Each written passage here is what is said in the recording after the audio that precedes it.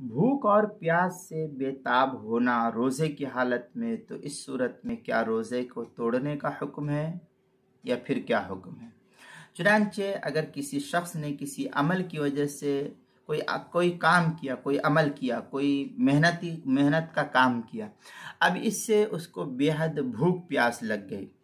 अब इतनी भूख प्यास लगी है कि ये जो रोज़ेदार शख्स है ये बिल्कुल बेताब हो चुका है कि अब जान का खौफ है कि अब अगर मैं रोज़ा नहीं तोड़ता हूँ तो मैं परेशान हो जाता हूँ, या बीमारी में मुब्तला हो जाने का अंदेशा है, या और भी कोई खौफ उसको परेशान कर रहा है, तो रोज़ा तोड़ देना दुरुस्त है इस सूरत में। लेकिन फुकहा लिखते हैं कि अगर खुद कसदन उसने जानबूझकर उस शख्स ने इतना काम किया जिसकी वजह से उसकी ये सूरत हाल हो गई कि रोज़े को तोड़ने की नौबत आ गई है, तो फिर ऐसा शख्स ये गुनहगार होगा।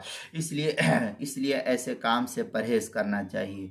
और वो लोग जो काम लेते हैं, काम कर जो सेठ लोग होते हैं, मालिक होते हैं, उन्हें भी हदीस पाक के अंदर आता है कि तुम अपने काम करने वालों पर रमज़ान के महीने में नरमी का बर्ताव करो। इसलिए उन लोगों को भी अपने काम करने वाले अफराद के ऊपर नरमी का बर्ताव करना चाहिए। चुनांचे फतावा हिंद के हैं, इल्ला फतावा हिंद में है अल आज़ारु अल्लती तुबीहुल इफ्तार व मिन्हा अल आतश वल्जू कदालिक इदा खीफ मिनहुमा अल हलाक और नुकसान और अविल अक्ल।